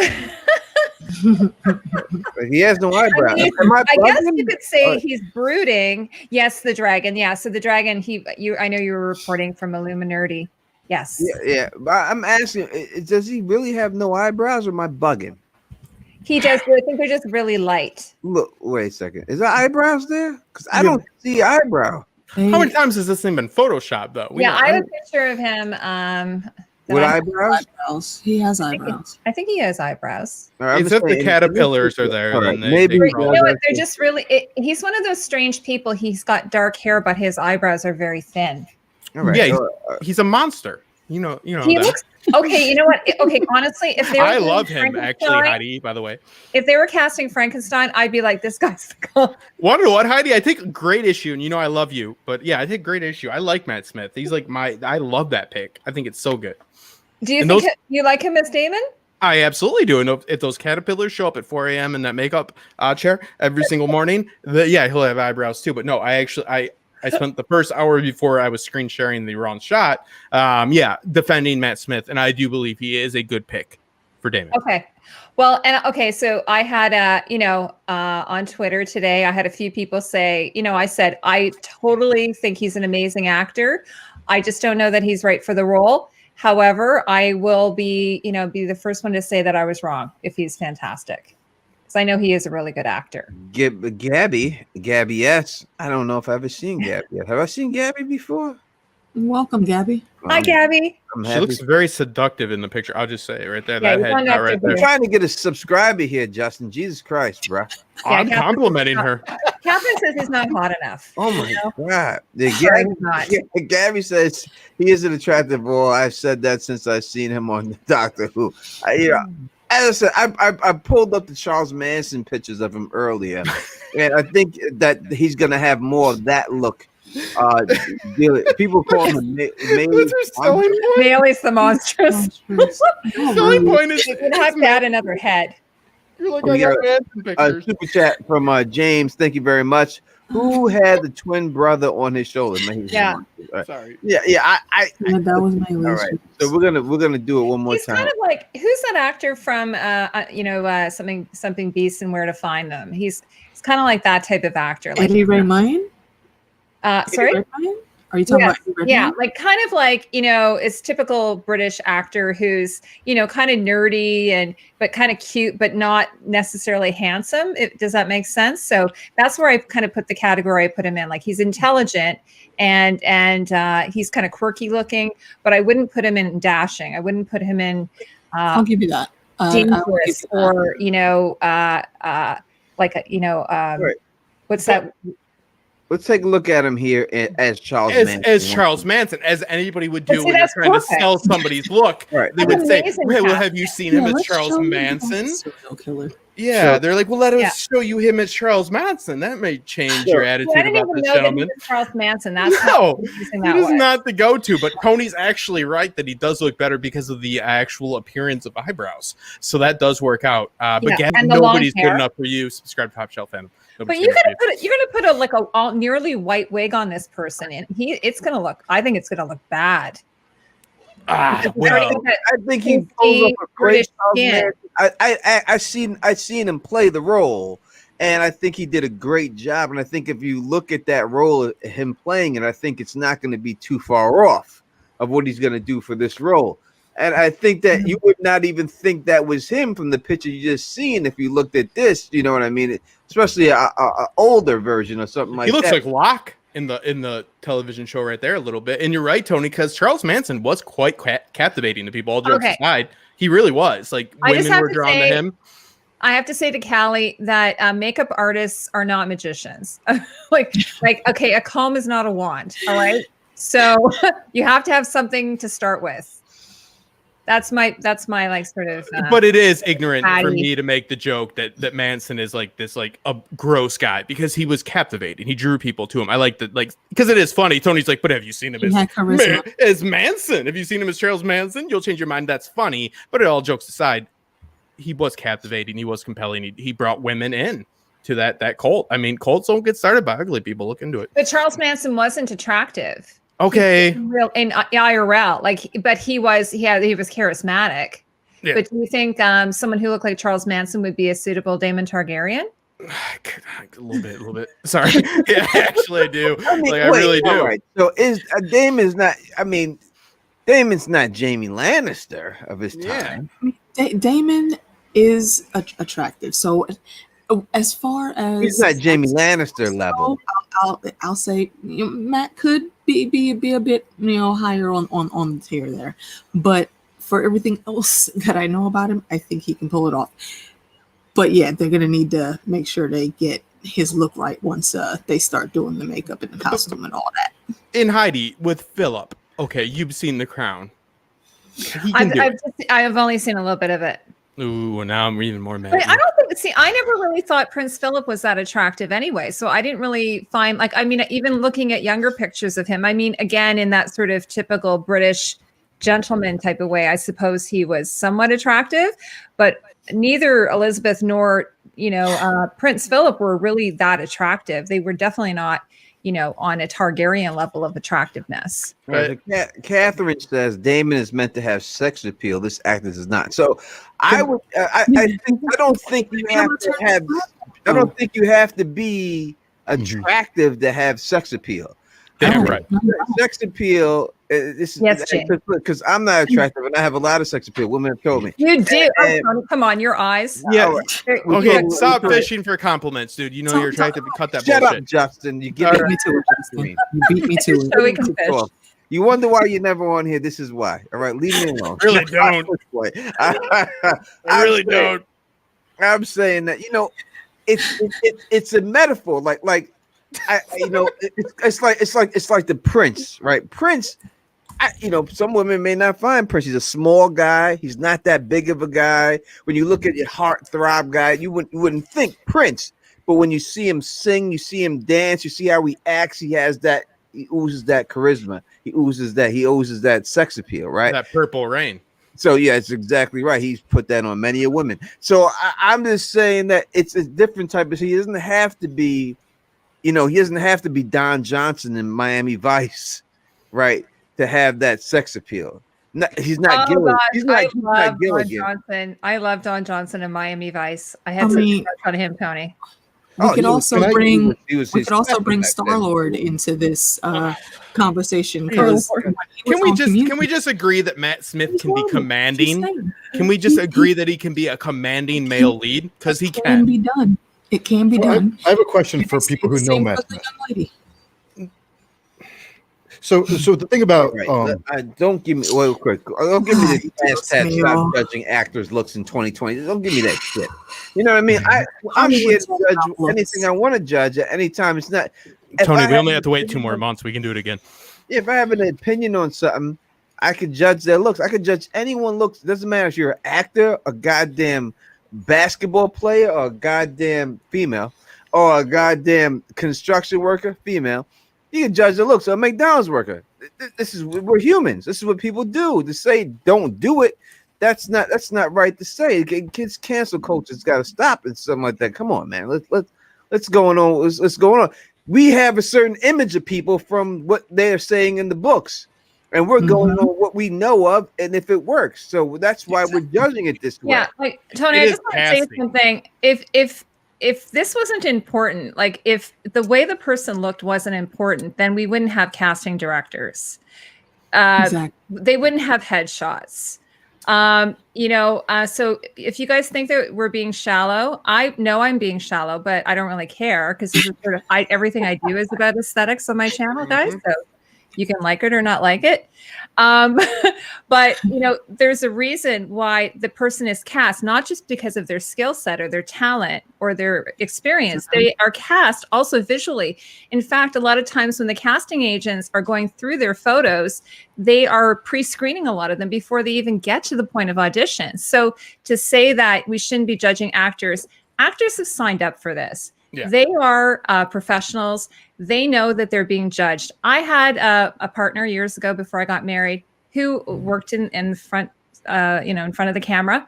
He would have to go to go-sees. That's what they were called, go-sees. He would sometimes have to be completely naked. So I know that in this 2020 culture that we like to think that, we are beyond that. But unfortunately, it's still, people are still going to be judged on their looks, including models, obviously, and dancers and performers of any kind. So that's my little spiel about us being shallow on this live stream tonight, guys. Absolutely. And she actually works in the business, in the visual medium. Visuals happen to be important.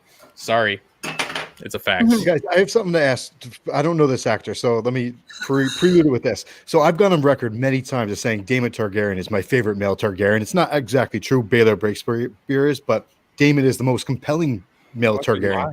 And it's I don't believe his looks have actually been stated in the text. I could be wrong, but like this is a guy. He's a Prince of Dragonstone, the Prince of Fleabottom, the Rogue Prince, the Lord Fleabottom.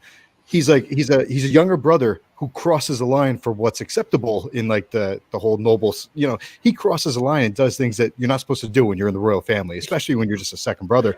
But that's the thing, he's a second brother. So it's more about just like, he's a badass. So I have a question for you guys, in that like someone like Euron Greyjoy, his show adaptation, it grew on me. However, you could just tell, no offense to the guy, you could tell he wasn't an athlete. The way he walked and stuff, he's just not an athletic guy. I want Daemon Targaryen, I want him to be an athlete. That's all I care about. Does he like move athletic? Like he's coordinated? Yes, I believe he does. Yeah, he definitely plays Prince Philip, who was a very athletic gentleman. Is he an athlete? I don't know. I don't play fucking polo with him. But yeah, he can depict that, and he is somebody. And I like what Kev says right here at Bridge. None of us know him, but yes, he can. He is not the dreamboat. He didn't get there by his looks. He got there because of his position and positioning, like Kevin's talking about. Travis. We're all going to answer this question right here. We're going to go around the horn. Travis Fimmel or Matt Smith? Who would you rather see as Daemon? Is that Rothgard? We'll start with the ladies first. That's who plays Ragnar, yes. Ragnar, and I'm sorry. he's also in Raised by Wolves. All so right, definitely for me, Travis. Absolutely.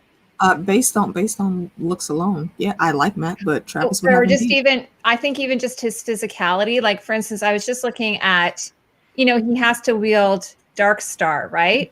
Which is a great sword. It's a massive sword. So to be able to wield that, and one of the things, like when I was reading about, what's the actor who plays Jon Snow? Sorry, I've lost. Kit Harington. Thank you. Kit Harington is one of the things where he did really, really well. Was his physicality and his ability to do fight scenes, and apparently, like he was just extremely gifted in that area. Like they showed up with a black eye from getting in a fight with McDonald's over some girl he was dating for his actual audition. I will say about Travis Fimmel though, he is not as athletic as you might think. The whole Given money outside of a bank, somebody thought he was a hobo, and he kept that money. He's a stoner. He's a badass. He's an excellent actor. Matt Smith kills him athletically and aesthetically every day of the week, and because of the positioning and the pre-known knowledge of this actor, Matt Smith all day long. All right, so Travis. I think our prime minister could probably beat Matt Smith, though. I bet in a boxing ring. But we've seen the thing about Travis is that it's easy to pick him because we've seen him in the Vikings role. We've seen him so we haven't seen this guy yet. So it's hard to say what he could do. It's not really that fair. You know what I mean? So of course you want to see the person, the known commodity that you've already know that could do that stuff. Doesn't mean this other guy can't do it and do it better just because you haven't seen him do it yet.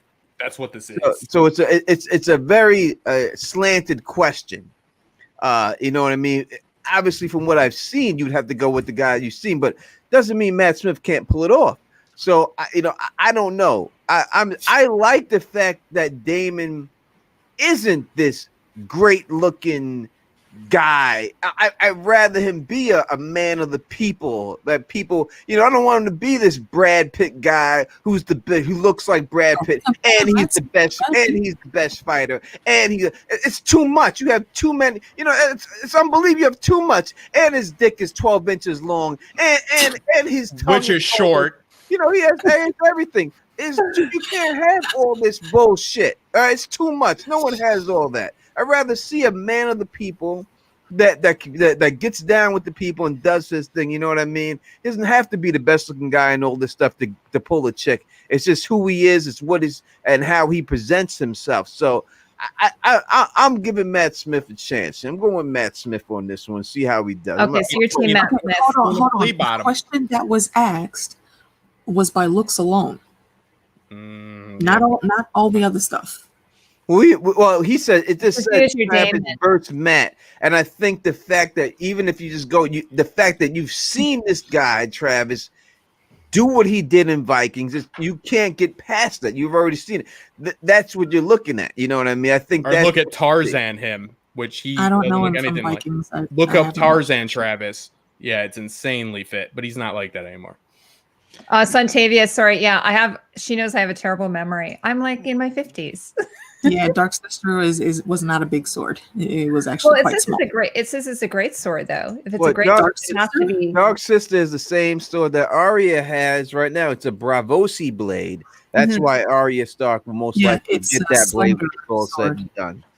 I don't think a lot of people sword there, Heidi. A lot of people say it's a Bravosi blade. I find it could be, but the fact that Daemon wielded it like in all his battles in the Stepstones, I just can't see him fighting with a Bravosi blade. I think that you're thinking you're thinking a needle. It's not exactly like needle. It doesn't have to be like needle. No. You know what I'm saying? Needle's like a fencing sword, though. I mean, that's what I don't think Bravos was making Valyrian steel swords. No, not the Valyrian, but the style is the style, not the actual blade itself, but the style. Yeah. The style is similar to a Bravosi blade, but I don't think it's like exactly. But take Longclaw, which is a 1.5-hand sword, right? Then take Robb Stark's sword, which is a very short, almost a Gladius Sparta style sword. Kevin is actually correct here. A lot of people equate a rapier to what needle use it, but it's actually not even that. Because it's actually more of a Renaissance-esque Florentine. I don't know. Go to School Gladiatoria. Go to them to talk about this. Our Kev. But I've done a little bit of Hema. I like swords. There you go. Yeah, that's probably more accurate. It'd be hard to believe that he would have, because you have to remember that John had needled Smith specifically for Arya. You know what I mean? So yeah. But I agree. It's something in the middle. It's between a hand and a half in that. Yeah. We're going on to this chick. How do you like the cast? Wait, real quick, can I do the Matt? What was his name? I want to do my opinion on Travis, whatever his name is. Yes, of course. Go right ahead. So just real quick. So that dude, like someone, it was good old Fernandez T wrote it. She says Travis acts the same all the time, overacting crap. I don't want to go there. I didn't particularly like Travis in that one recently, the one on the space thing. The thing for me though, I'll wrap this up quick. Like no, I mean it was good, but it was kind of weird. Maybe that's what he was supposed to be. Yes, but, he is. But What I was going to say, though, is that, like I said, Daemon is arguably the most compelling male Targaryen to me that I've wanted to see play out on screen. So for it to be someone that I know, like Travis, like that guy's face, I'm not into that. Like, this guy is someone I don't know. I've never seen anything by him, and I'm just really, really pumped to see what he brings to the table. Like, to see how he brings Daemon to life. Yeah, I think you'll like him, Kev. Yeah. And I think Kevin really just, and Tony, you guys both hit it right on the spot, is that the point of this is to see somebody transform into a character. You guys want to see the transformation. Now, can Matt Smith pull it off or not? I believe he can. I think better people than me believe he can, because they paid him probably a fuck ton of money to, and he's probably going to. Now, do we want to see Ragnar be Ragnar? Yeah, in Vikings. You know what I mean? But this isn't Vikings. So, no, we know we can do it. It is what it is. Yeah, move on to Matt Smith. We are here at Alicent Hightower, right? We're looking at her now. As Heidi pointed out, she's supposed to be the best looking chick. I think this looks like a girl who could be the best looking chick. You know, how do you like this casting? I think she's a little young to me, but that would be the only drawback that I see. All right, so go with the ladies, of course. Y'all first, AK and Costume Co. How do you like this casting? You first, Heidi. Oh, well, I like it a lot. I guess it's going to depend, Tony, on where they're, are they doing it in order? Are they doing the whole story in order? Are they doing it out of order? Like, because she does seem a little bit young here to me. But if they're starting at the beginning, I suppose, then it would be fine, because she's supposed to be, I think, at least 18. You guys can tell me if I'm wrong, but like, she does really remind me of sort of an Emilia Clarke kind of beauty, with her really big eyes. I saw her in that movie you guys were talking about, the video game movie, Ready Player One, and she was great. Like, I thought she was really, really good, because she's like an avatar as well, right? Isn't she? Yes. She's sort of, and I thought she was really great. And she has like a really nice kind of, if I remember, it was sort of like almost like a bit of a smoky voice, like a little bit slightly gravelly. So I really love that about her. And the same with the girl who's in Truth Seekers. Like, she's a very good actress. So I think if anybody sees Truth Seekers, they'll sort of agree with that. So I'm excited to see. I can totally see a realm of possibilities about how they style her. So that would be very exciting for me. Nice. As far as looks go, for the younger version, then yeah, she absolutely fits the bill. But that then again still calls into conflict how she's going to fit up against the younger version of Rhaenyra. I do agree with Heidi. She looks a bit too young to be playing that role, even for playing a younger queen. But I guess we'll see. I know her mostly from Bates Motel, not just Ready Player One, and she was really great on that show. So I'm looking forward to seeing what she's going to do with this one. Bridge, what are you thinking? I'm pumped to see this character. Personally, as a human, I hate Queen Alicent. I really do. I just don't like her. As a character, she's really compelling character. Again, I would be far-fetched to think that this girl is going to play adult Queen Alicent. I just don't think it's happening. But young Queen Alicent, like, she started making her moves when she was young. Like I said, King Jaehaerys is the guy who's reigned longer than any other king, and she was there at his death, right? This girl was making moves. Like, people loved her. So I think we're going to get, I don't know if you want to call it flashbacks or just like a dual time period type thing going on simultaneously. But I'm excited to see this girl. I think she's going to kill it in the scenes that she gets. Oh. Yeah, I have to agree with that. I mean, this does give credence to the Dragon Demands, who is in the chat. His theory or his insight. Go with the theory. It's his theory. Dragon Demands theory. Yeah. Because I really can't see. To be honest, I can't see it any other way. It's a little bit of a conflict for me, because I agree with what Kev just said, almost verbatim. Those doe eyes, the way in which she looks, like, you could see an ambitious young woman right there. Besides that, I don't see it. So yeah, props to you guys. Would it be weird to recast this actress and not the others? Like, all right, so we know they're not recasting the man. Like, he's staying. He's there for every season. Would it be weird to recast her? What do you mean that we know we're not going to recast? We're not. I'm saying that we're not recasting Daemon. He's for the whole season. I see what you're saying. I believe- don't agree with that. We know that. I think if they do a recast, it might be an overall recast. I can't see them getting rid of that. I don't like it, Tony. I don't think he would have took the role. He did it with The Crown. I don't if- like it, to be clear, but I don't think it's for sure. Yeah, I don't think he would take the part if he wasn't going to be in it for the long haul. Not that he's a well-known actor, but I think that you can easily see him in his picture, him aging up. Like he doesn't look young in his picture that we see here. He doesn't look like he's a young man. Like, how old would you want him to get if you recasted him? You know, I don't see. I mean, you could have him with no beard the first 2 seasons and put a beard on him and make him look older just by doing that. You know, that's that's actually a very good point. You're right. You could age him a lot better, a lot more versatility with his age, a lot more of a spectrum. So I have a pretty young Daemon, right? At some point, like I mean, a pretty young to a pretty. We're talking about a 15 to 20 year time difference overall. Yeah. They may make it, you know, though that's the length in the books, they may do it, you know, make it seem like it only happened in 5 years. They don't have to do the big jump in the show like we do in the books. They don't have to do that. They can make all this just jump right off, like 5 years or whatever. They can make it this, he's here, he's dead, then everything jumps. They don't have to do all that. No, absolutely. But I even agree with you anyways, Tony. What I'm saying is that you bring up a valid point that he has this youthful look to him that you could easily age up as well. I know it's a little bit on the spectrum, but yeah, I mean, they can tighten up a little. Said in the chat that Matt Smith is 38. So that's nothing for him to play a 49-year-old by the end of the show. Yeah, a 12-year-old is, you know, like 6 in Hollywood. A 20-year-old is, or a 30-year-old's like what, like 16. So yeah, it's all messed up over there. The nice thing about him not having eyebrows when they go to put how dare you blonde wig on him, the white wig on him, at least it won't have to, you know, worry so much about his eyebrows. What I want to know is if they're going to use have purple eyes. They have to. Agree. I want to. I really hope they correct that. I really do. Big complaint from the first season. You know they're going to be looking to correct. Hopefully they don't overcorrect, if you know what I mean. But hopefully they correct these things that they should, like the purple eyes. That was a easy thing. Again, a dismissal of the fan base that you don't need to do because nothing was expected. They pulled it off in The Witcher. So if they could pull it off in The Witcher, they could pull it off in a big budget show like this. You know what I mean? So I don't think there's any excuse for them. No, I'm not excusing them. I'm saying they need to fix it.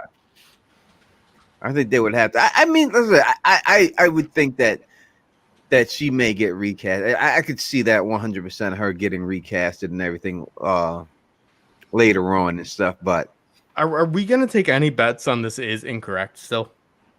You still hope it? I still really hope, guys. I'm serious.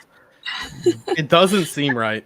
I'm serious. I think this is. I think it's right too. I'm just saying, like, if you gave me like a good money line on this, like I'd still probably put some bucks down.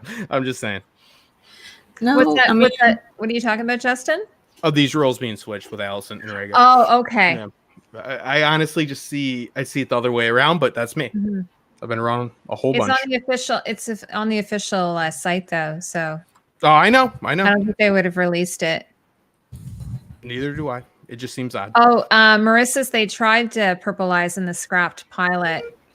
I mean, they've come a long way since then. Even with the quality of contact lenses. Yeah, I actually don't even have eyes. This is all digital. Yeah, if you've ever meet me, it's insane. Yeah, what you can do. It's Zoom. Yeah.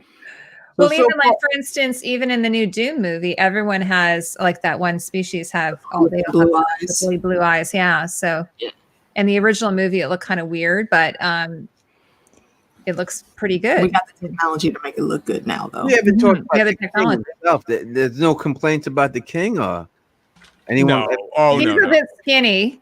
He's skinny. That's about the only thing I could say. Well, that's one of the easiest fixes in Hollywood. That's a very easy fix. Now, has anyone seen him in anything? I think Peaky Blinders. Peaky Blinders. Oh, he's in Peaky Blinders. Yes. So what do you think, Justin? What do you think of him? Well, I don't just wear a hat because I'm bald. I wear a hat because I like the Peaky Blinders. I think it's a good pick. I think he'll be used limited. It'll be a limited use of him because I do believe we'll see flashbacks. But yeah, good pick. Good pick. And that's the other thing, because there's quite an age difference between him and Alicent. What's the age difference in the books? Because there's obviously at least a 30-year difference between these two actors, I'd say. Yeah, well, for them, it works. Yeah, Mhm. yeah. You're virgin on that. There's a huge That age might be a difference. little much, but it's virgin there. Yeah. You know, it looks like a huge age difference in this picture right here. I mean, look, That's what I'm saying. He's in his 50s for sure. Yeah, okay. And see that And matchup. she looks like maybe 20, 22, 23. But Heidi, 50s is a Hollywood 35. You know what I mean? I know, but this is like, this is even pre, if we look at Game of Thrones set in like the 1300s, this would be set in like the year 1000 or so. Yeah, no, the first country. Yeah, no, I think with makeup, and they're gonna beard the shit out of him. Yeah, I don't see his age actually being a problem whatsoever. Even if he was even younger, to be honest with you, Heidi. Mm-hmm. They'll just give him Thor's fats. Yeah, exactly. they'll give him the fat suit. It's gonna be heavy on him. The after effects. He's 47. He's an old looking 47. He's 47, really? Yeah. Because I'm 53. He's kind of an old looking 47, I think. You're a YouTube 22. You're a YouTube 22. I know. But he's Irish, and the Irish, they hate their livers. They gotta stay out of the sun. I'm part Irish, I could say that. Yeah. I saw this dude. First of all, I just like to say I love how HBO tends to use the same actors and actresses over and over in different shows and whatnot. So they seem to build really good relationships, long-term relationships. But I saw him on The Outsider. He had a pretty prominent role there. He was really good. That's the only time I've ever seen him, but I think he's going to do a great job as Viserys. Oh, sorry. Who does he play in The Outsider? I did see that. I don't want to spoil anything, but he plays a guy in a cave scene towards the end.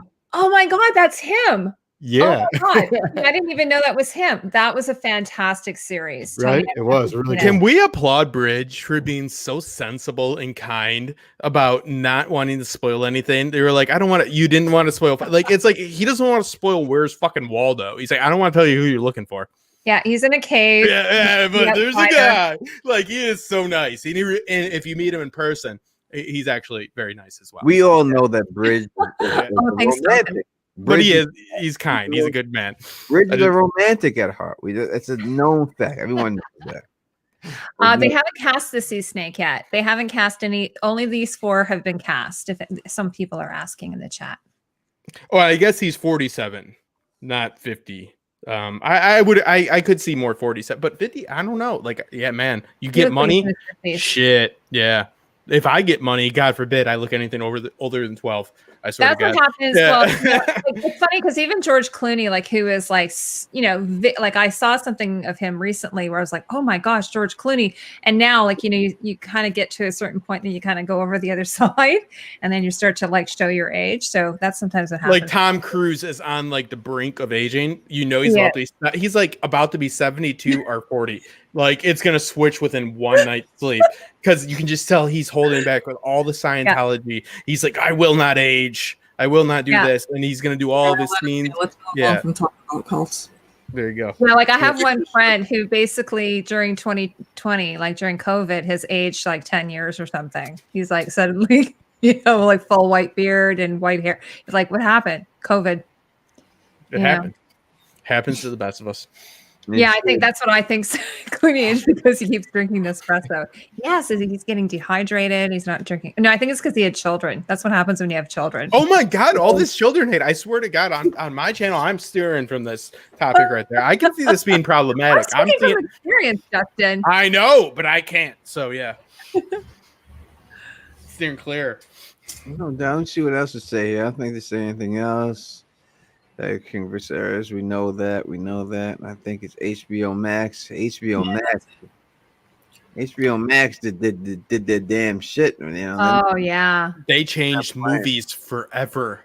And they are the last in the list of streaming services. Not anymore.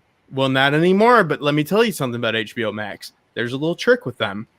They don't check credit cards. They check emails, meaning everybody, I'm pretty sure, is getting a bunch of free trials from that.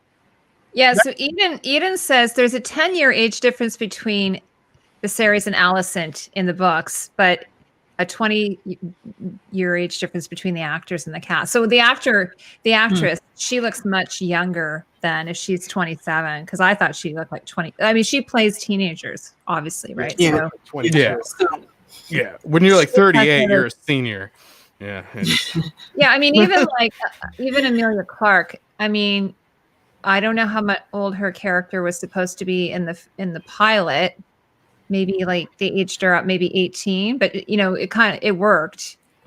I could tell that the age of her, this aging in the show, just from the first season with her booty, and then last season the scene. Yeah. But an 18-year-old woman can have a body like that. You see that, right? I'm not just saying that. You can see it.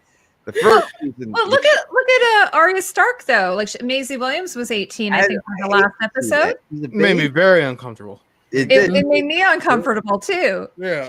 And I'm a woman. I was kind of like, oh my God, no. I have to agree with Macy on what she said about that. Maybe all of us might have been uncomfortable, but her parents had to watch that. Yeah. Think about how it felt.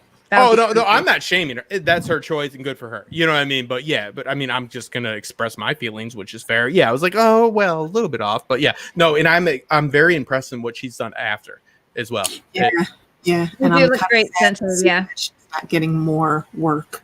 Yeah, listen, I know women who, well, I wasn't gonna say flat chested, but had no boobs and had children and boom, double D's. Mm-hmm. Children's are a blessing. They're a blessing to me, and I definitely don't think it's because you had kids it makes you look bad. No, I think that moms are the sexiest women in the world. I love moms. I'm seconding that, and I'm saying the only thing that kids have ever done wrong, it made look bad, is a bank account. That's all I'm saying.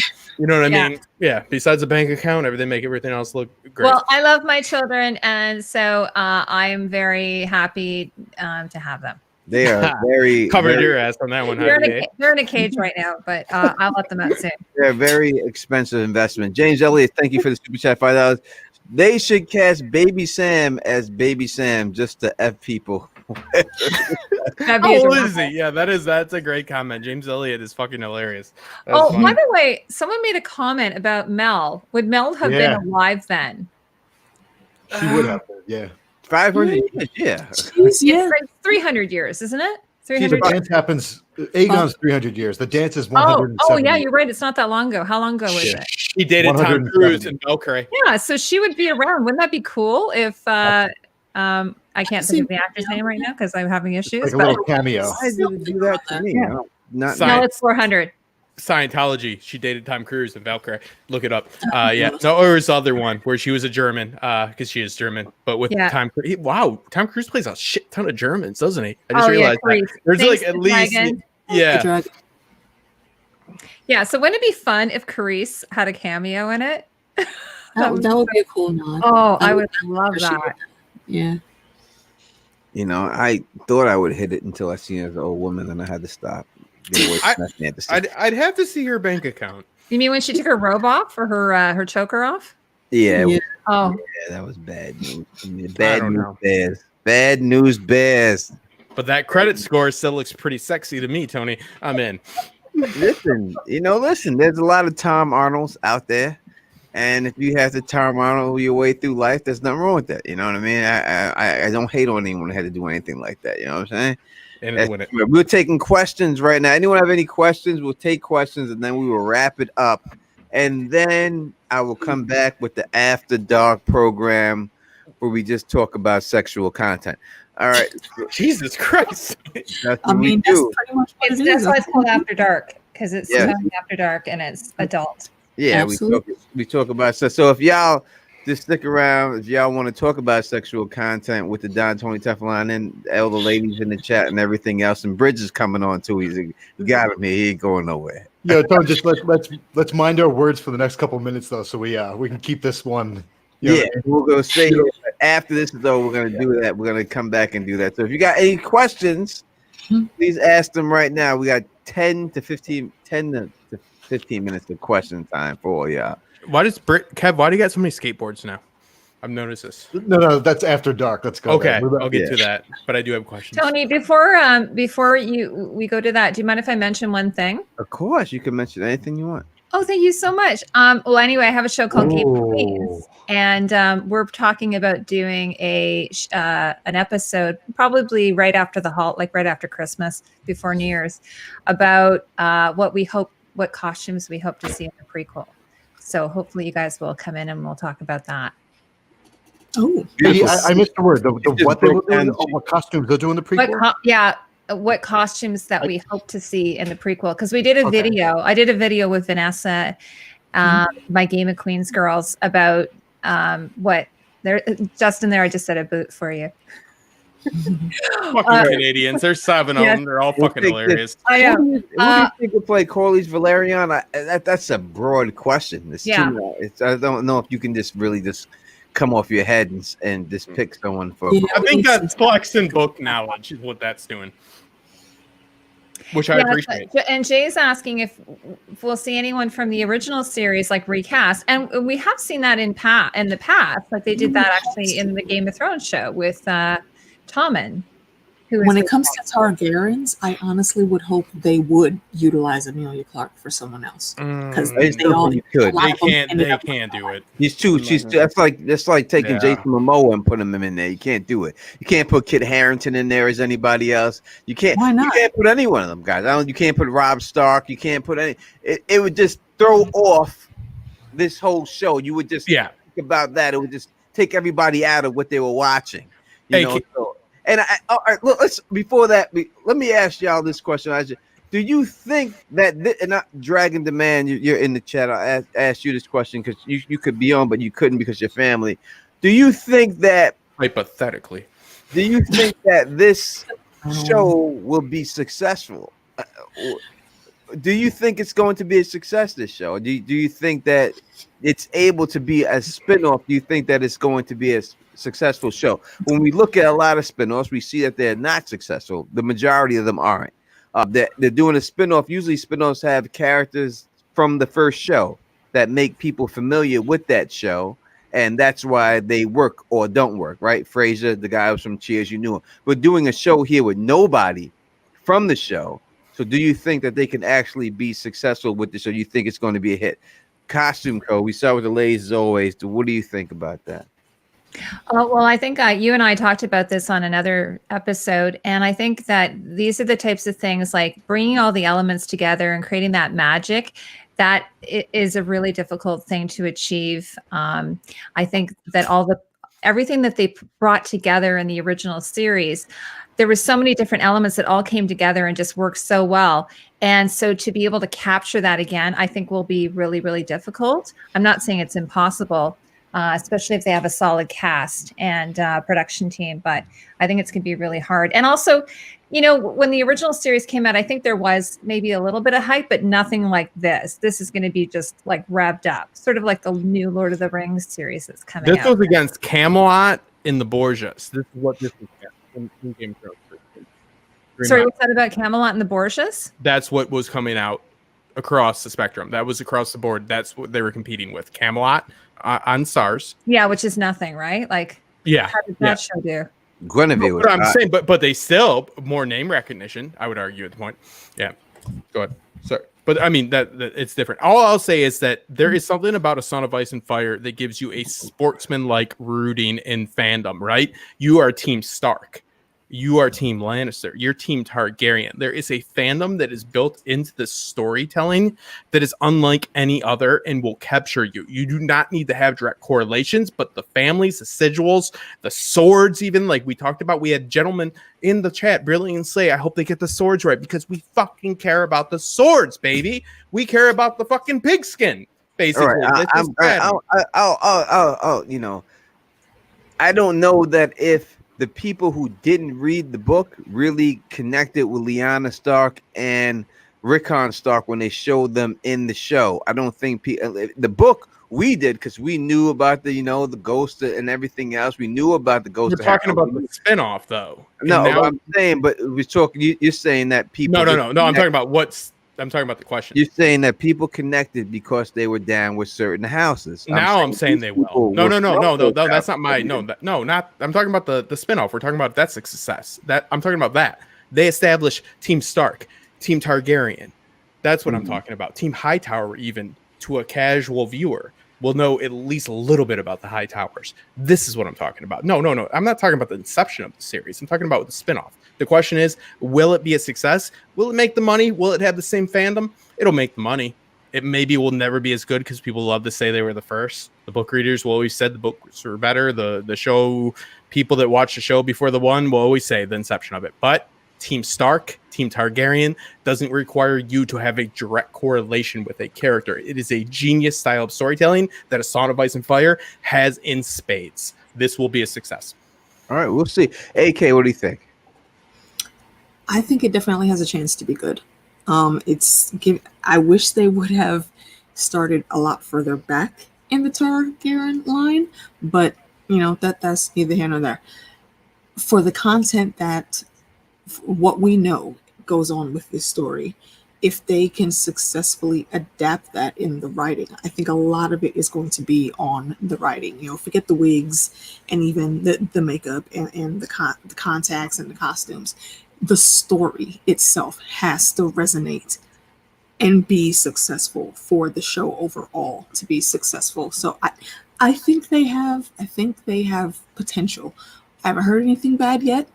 So I guess we'll see, is all I can say. I'm definitely here to give it a fair shake, though.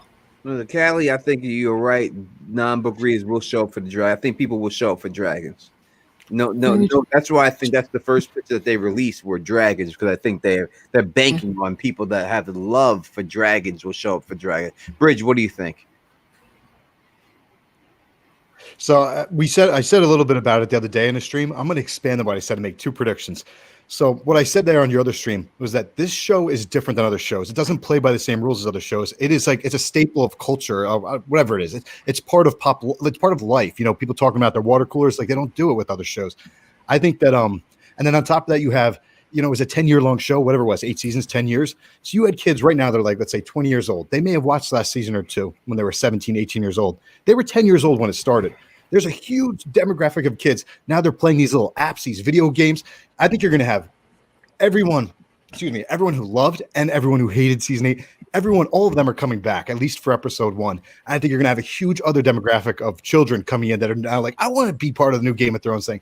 So my two predictions are that the show is going to actually be bigger than the first Game of Thrones. And for that to happen, it has to actually succeed. And I think it will, because it's based off a novella that's just perfectly written from the beginning and the deaths up into the action. It's a great novella. Now, with that said, I think that my second prediction is that episode 1 is going to be the highest viewed episode of all time. Yeah. Okay. That's great. All right, James Elliott. Seriously, Brand could play any Brandon again. I don't know. He's a little tall for that, but I don't know if he could. But I appreciate that. All right, we're gonna end this right here. I'll let everyone to say exactly where they you can find them. Because listen, if you hate subscribe to Teflon TV, you need to be. So hit that button right now and hit that bell. I'm coming right back within 15 minutes to do the After Dark program, which is we just talk about sex and things like that. We're going to talk fully, like it's not, and I erased that stream right after. So that shows you exactly what we're going to talk about, how bad it is. All right. Besides that, all right, let's go through them. Ladies first as always. Heidi, you people don't know you. People do know you, but maybe they don't because you're not here all the time. So let's start with you. Where can people find you? Oh, thanks so much, Tony. My name's Heidi, and I'm with Costume Co. I have a channel on YouTube, and I'm also on Twitter. That's usually the best place to hit me up if you ever want to come and chat with me. We talk about fashion and costumes and all that. And I have a video up right now.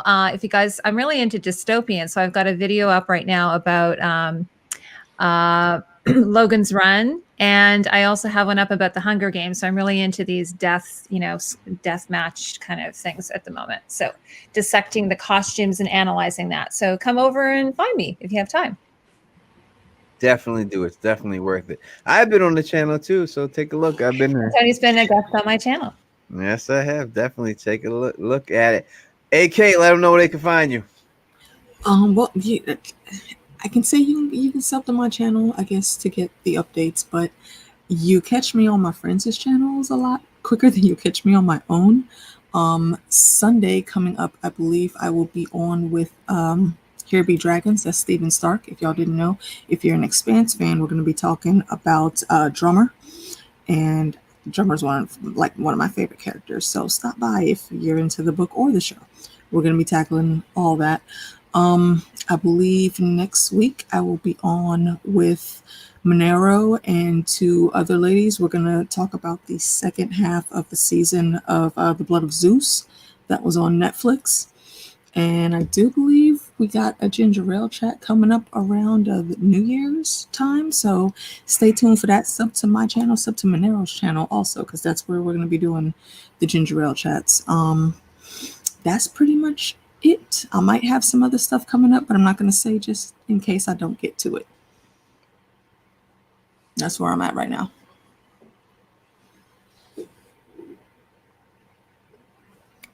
Lose Tony. Tony, did you walk away and forget to tell us? Or did he freeze?